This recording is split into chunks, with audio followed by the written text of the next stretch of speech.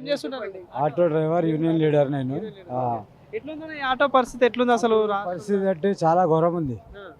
Driver sir వచ్చినారు, bus free చేసేసినారు. ఇంకా 6 షరతులు పెట్టినాడు, అది ఏం చేయలేదు, ఖాళీ బస్ ఫ్రీ పెట్టాడు. ఆ బస్ ఫ్రీ పెట్టే వాటికి అందరికీ కారోబార్ ఖరాబ్ అవుతుంది. 70% లేడీస్ జర్నీ చేస్తారు. ఆ 70-60% జర్నీ మొత్తం లేడీస్ బస్సులో చేస్తున్నారు. నువ్వు జెంట్స్కి మొత్తం వచ్చేది 30%. ఆ 30% 20% బండిలు ఉంటాయి, 10% బండిలు ఉంటాయి, 10% 20% పాస్ పెట్టుకుంటారు. ఆ 10% మా దగ్గర వచ్చేది.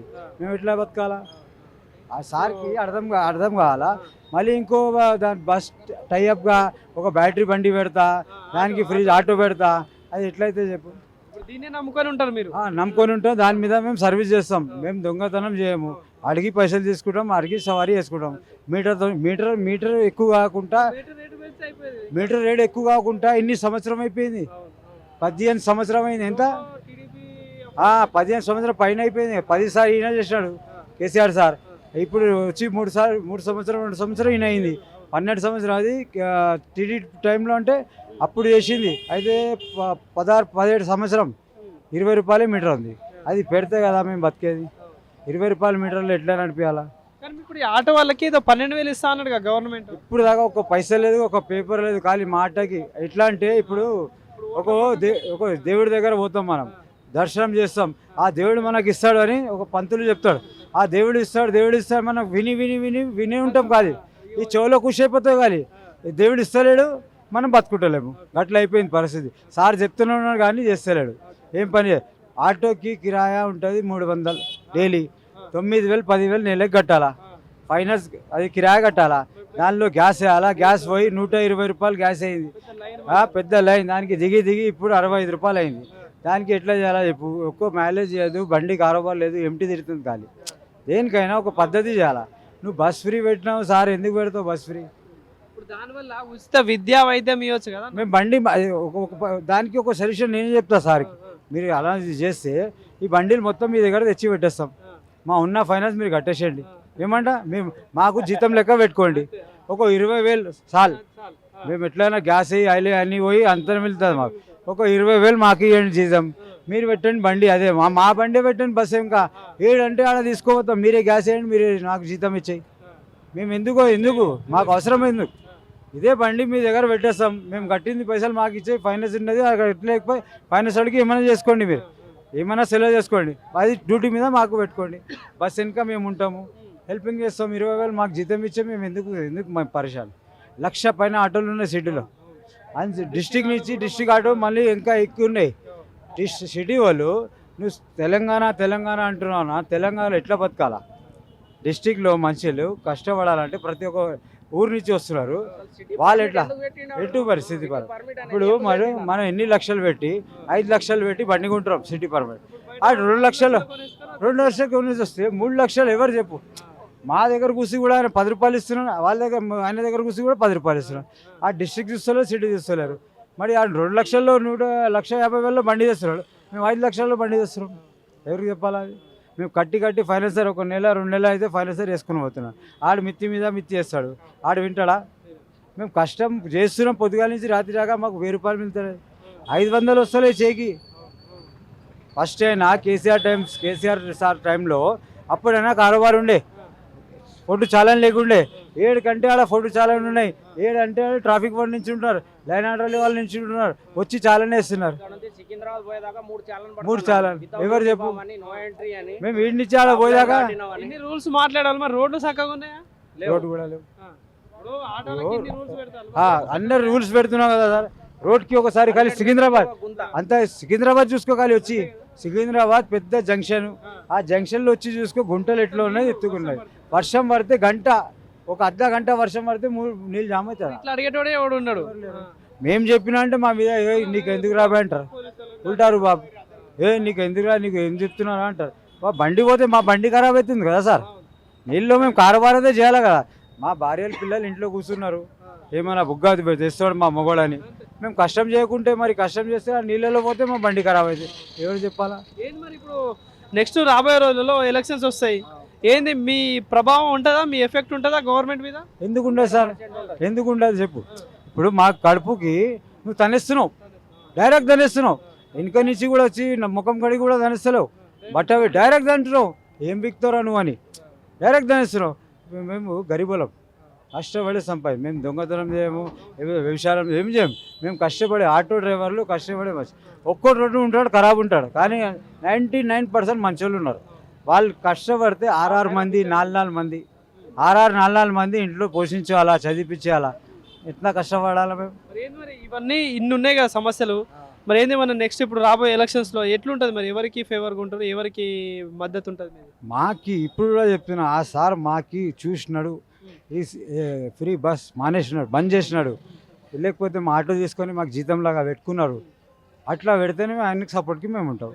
లక్ష కాదు, ఫ్రీ బస్ బంద్ చేయాలా, మీటర్ రేట్ పెంచాలా. మేము ఉన్నది 3 ఆప్షన్. మీటర్ రేట్ ఎక్కువ చేయాలా, 17 సంవత్సరం అయింది మీటర్ రేట్ ఎక్కువ కాలకుండా. ఇంకా ఏమో బస్ ఫ్రీ బంద్ చేయాలి. ఇంకోటి అట్లా లేకుంటే 25,000 జీతం ఇచ్చే మా ఆటోలు మీకు ఇచ్చేస్తాం.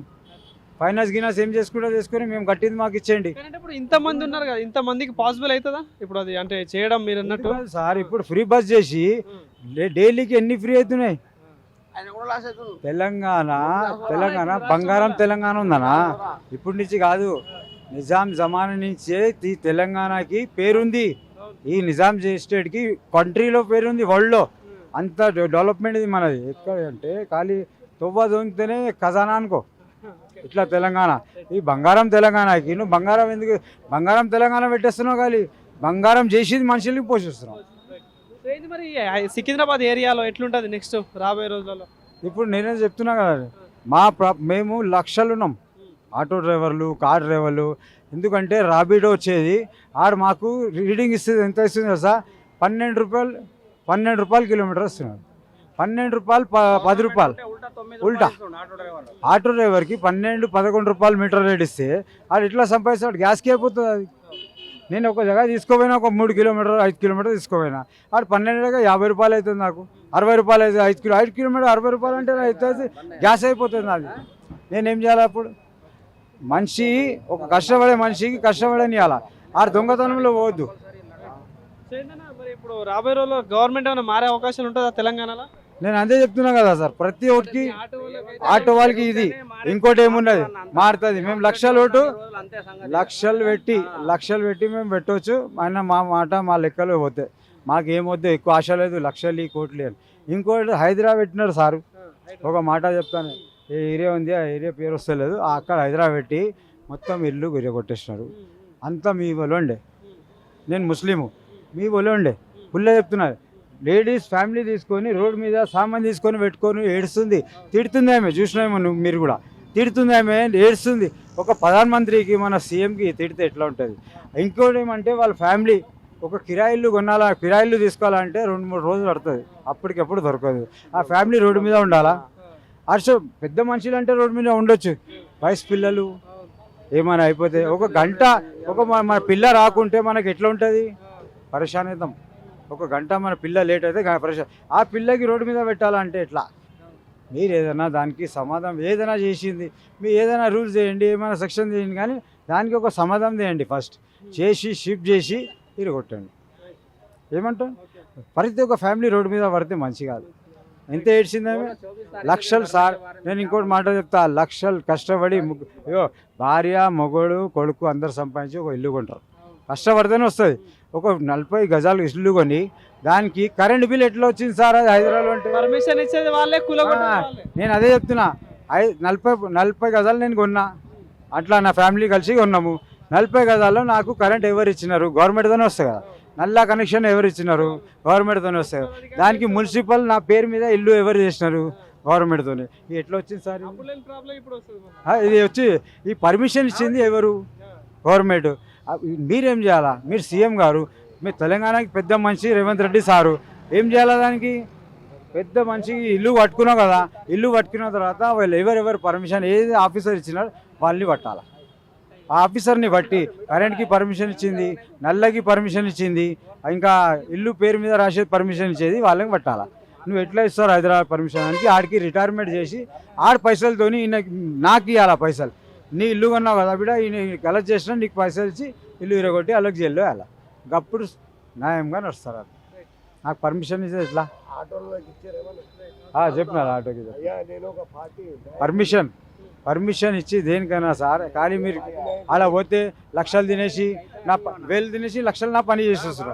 మీరు వచ్చేది రాని కొట్టేస్తారు. ఇదంతా ఓకే.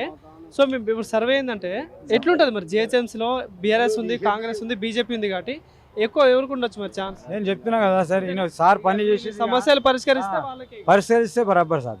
అంతకుముందు ఇప్పుడు తెలంగాణకి 10 సంవత్సరం ఇచ్చినామా, మళ్ళీ ఈ టైంలో కూడా సిటీలో మొత్తం ఆయనకి ఇచ్చినాం. ఊరు నుంచి సార్ గెలిచినారు కాంగ్రెస్. ఇక్కడ సిటీ మొత్తం తెలంగాణ గెలిచింది. అందరు సిటీలో మొత్తం తెలంగాణ ఉండే. మేము ఎందుకు ఛాన్స్ ఇచ్చినాం ఈయనకి? కేసీఆర్ గారు ఏం చేస్తుండే, 3000 పెంచి 2000 పెంచిను డేట్కి డేట్ వేస్తుండే. ఒక్క కొడుకు పెద్ద మనిషి ఉంటే ఒక కొడుకు కూడా చూస్తలేడు. ఇప్పుడు 2000 ఈయనకి వస్తున్నా, 3000 సైట్లో సంపాదిస్తున్నా అంటే పెట్టుకుంటున్నారు ఎవరైనా. లేకపోతే ఏం లేకుంటే ఆమెదాన్ని ఎవరు పెడతలేరు. ఆ కేసీఆర్ సార్ పింఛన్ బరాబర్ ఇస్తుండే. ఇంకా కళ్యాణ లక్ష్మి అని ఇస్తుండే, అందరికి ఇచ్చినాడు. అది ఇచ్చినాడు.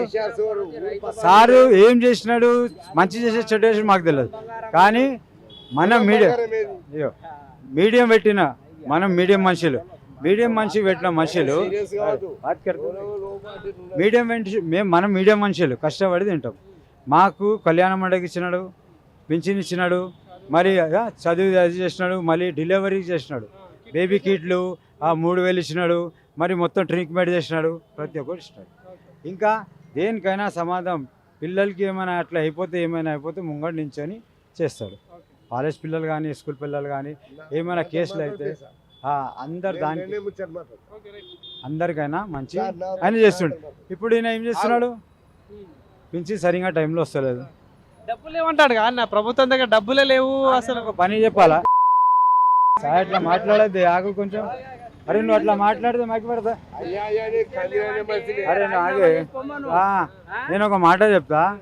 మొత్తం స్టేట్లో, మొత్తం ఇండియాలో 3 కంట్రీలు, మొత్తం ఇండియాలో 3-4 కంట్రీలు, మన కంట్రీ సెకండ్లో ఉన్నాయి పొజిషన్లో. తెలంగాణ స్టేట్ బిజినెస్లో సెకండ్లో ఉంది. మరి ఎట్లా పైసలు ఉండదు సార్? 6 నెల 8 నెల పోతే అన్ని అప్పులు పోతాయి. ముఖ్యమంత్రి అంటున్నాడు కదా సార్, కోసిన డబ్బులు మనిషి కదా సార్. నేను బతికిన రోడ్డు మీద, నేను సచ్చిన రోడ్డు మీద. నేను చెప్తున్నా నీకు, నేను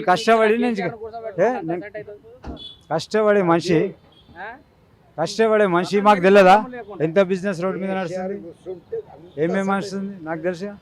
6 నెలల 1 సంవత్సరం నీ అప్పులు అఖతమైపోతుంది. ఆ అప్పులు ఎవరి మీద వస్తుంది? మా మీదనే వస్తుంది. పెట్రోల్ దామ్ ఎక్కువ అవుతున్నాయి, నూనె దామ్ ఎక్కువ అవుతున్నాయి, పప్పు దామ్ ఎక్కువ అవుతున్నాయి, బియ్యం దామ్ ఎక్కువ అవుతున్నాయి, సిలిండర్ దామ్ ఎక్కువైంది. మీరు వచ్చినప్పటి నుంచి అన్నీ ఎక్కువైనాయి, అన్ని రేట్ ఎక్కువైనాయి. అది లెక్క చేయరా మీరు? చెప్పినది గ్యాస్కి రేట్ ఎక్కువైంది, పెట్రోల్ రేట్ ఎక్కువైంది. ఒక 10 రూపాయలు తక్కువ చేస్తాడు, 50 రూపాయలు ఎక్కువ చేస్తాడు. 120 రూపీస్ గ్యాస్ చేసినాడు. మన దగ్గర ఏదైనా కాస్ట్ మనం తెచ్చి పెట్టలేమా మనం? అంత పెద్ద కొట్లాడైతే కొట్లాడితే మా దగ్గర పెరిగింది. ఎవరికి ఎంత పరిశాన్? 120 రూపాయలు. ఇప్పుడు ఆర్టిస్ట్ ఫైనల్ ఏముంటుంది సార్? మంచి వింటే సార్ మాకు అందరికీ మీడియం మనిషిని చూడాలా. నువ్వు డబ్బులు మనిషికి నువ్వు ఎంతైనా ఇస్తే నీకు ఎవరు చూడరు. ఎందుకంటే మనం గెలిచింది కామన్ మనిషితోనే, సంపాదించిన కష్టపడే మనిషితోనే. వాళ్ళే కష్టం చేసి మీకు ముద్ర చేసి తీసుకొస్తాం మేము. ఎందుకు? మాకు సహాయపడతాడేమో అని. ఇప్పుడు సహాయపడతలేడు సార్, మర్చిపోయినాడు అన్న. ఇప్పుడు మర్చిపోతే మేము కూడా మర్చిపోతాం, ఆయన మర్చిపోతే మేము కూడా మర్చిపోతాం. ఆయన మర్చిపోతే మేము కూడా మర్చిపోతాం. ఆయన మాకు యాద్ పెడితే మేము యాద్ చేస్తాం. సార్ ఇంట్లో అన్నం లేదు, తినడానికి తీసుకుపోవడానికి పైసలు లేవు, కష్టపడుతున్నాం అంతా కానీ పైసలు వస్తలేవు. ఇంటికి తీసుకోవాలంటే ఒక్కో రోజు పుట్ట చేస్తే రాత్రి దాకా అన్నం తింటలేం. అట్లా పరిస్థితి ఉంది. Right, thank you.